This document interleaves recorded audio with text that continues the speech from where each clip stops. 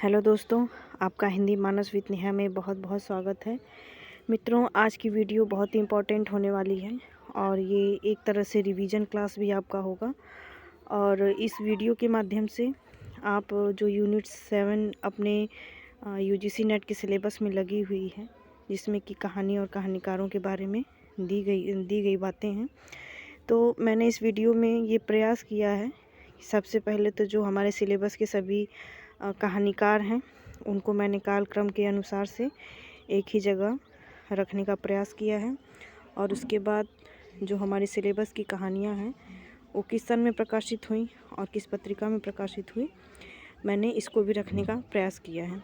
इसके साथ ही साथ मैं एक बात और बताना चाहूँगी कि आजकल जो बीते वर्ष में 2 प्रश्न ऐसे आए थे कि जिसमें ये पूछा गया था कि फलां कहानी किस कहानी संग्रह में है और उस कहानी संग्रह में कुल कितनी कहानियाँ हैं। जैसे कि एक प्रश्न आया था कि परिंदे कहानी संग्रह में, जो कि निर्मल वर्मा का है, उसमें टोटल कितनी कहानियाँ हैं। और एक प्रश्न जो कि प्रीवियस ईयर का है, उसमें ये पूछा गया था कि ठुमरी कहानी संग्रह में कौन सी कहानी संकलित नहीं है। तो मैं कहानी संग्रह पे और कहानी पे अभी कुछ काम कर रही हूँ, तो जब मेरे तथ्य पूरे संकलित हो जाएंगे तो उस पर भी मैं एक वीडियो लेकर ज़रूर आऊँगी कि कौन सी कहानी संग्रह में कौन सी कहानी है। बहरहाल शुरू करते हैं अपना वीडियो। कालक्रम में सबसे पहले आते हैं माधवराव सप्रे, जिनका कि समय है 1871 ईस्वी। दूसरे हैं प्रेमचंद 1880। तीसरे हैं राजेंद्र बाला घोष, जिन्हें हम बंग महिला के नाम से जानते हैं। इनका समय है 1882 ईस्वी। उसके बाद हैं चंद्रधर शर्मा गुरेरी, जिनका समय है 1883 ईस्वी। उसके बाद है जयशंकर प्रसाद, जिनका समय है 1889। फिर हैं राधिका रमण सिंह, जिनका समय है 1890 ईस्वी। उसके बाद है सुभद्रा कुमारी चौहान, जिनका समय काल है 1904 ईस्वी। अगले हैं जैनेन्द्र, जिनका समय है 1905 ईस्वी। फिर हैं अगेय 1911 ईस्वी। भीष्म साहनी हैं 1915 ईस्वी। फणीश्वर नाथ रेणु हैं 1921 ईस्वी। हरिशंकर परसाई हैं 1924 ईस्वी। कृष्णा सोवती हैं 1925 ईस्वी। निर्मल वर्मा है 1929 ईस्वी। कमलेश्वर हैं 1932 ईस्वी। शेखर जोशी हैं 1932। ज्ञान रंजन हैं 1936।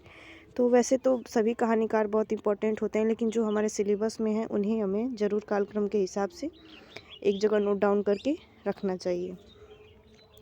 तो आप इन सब को कृपया एक जगह ज़रूर नोट डाउन करके रखें। चलिए अब देखते हैं कि कौन सी कहानी किस सन में प्रकाशित हुई है और साथ ही साथ वो किस पत्रिका में भी प्रकाशित हुई है।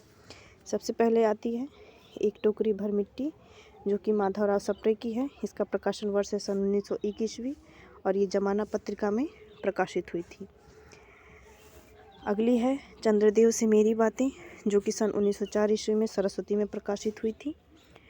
फिर है दुलाई वाली 1907 ईस्वी, सरस्वती में प्रकाशित। ये दोनों बंग महिला की कहानियाँ हैं। ये दोनों बंग महिला की कहानियाँ हैं। अगला है दुनिया का सबसे अनमोल रतन 1907, कहीं कहीं 8 में मिलता है, जमाना पत्रिका में प्रकाशित थी। कानों में कंगना 1913 ईस्वी, जो कि हिंदू पत्रिका में प्रकाशित है। अगली है उसने कहा था 1915 ईस्वी, सरस्वती पत्रिका में प्रकाशित है। अगली है आकाशदीप, जिसका प्रकाशन वर्ष कहीं 28 भी मिलता है और कहीं कहीं 29 भी मिलता है। अगला है अपना अपना भाग्य 1929, विशाल भारत में प्रकाशित है, जैनेन्द्र की लिखी कहानी।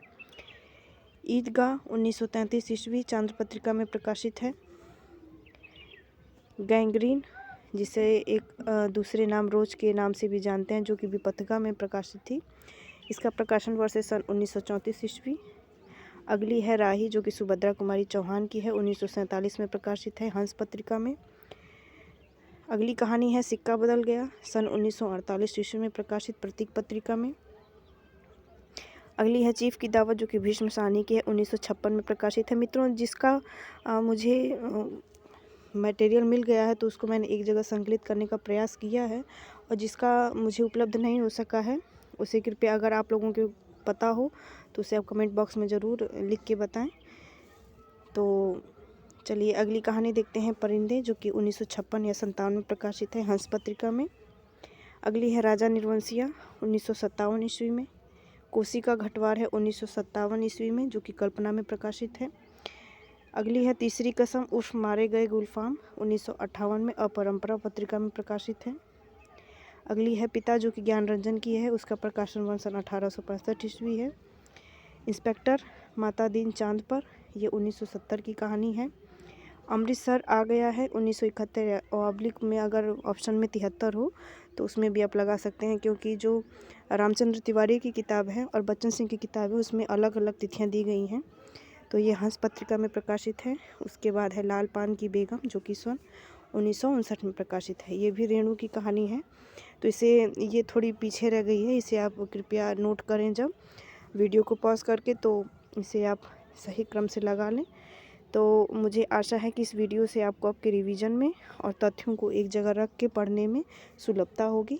बने रहें इस चैनल पर, मिलते हैं अगले वीडियो में। लेकिन वीडियो कुछ बंद करने से पहले मैं एक बात करना चाहूँगी कि इस चैनल को कृपया ज़रूर सब्सक्राइब करें और ज़रूरतमंद के पास ज़रूर शेयर करें। चलिए मिलते हैं अगले वीडियो में।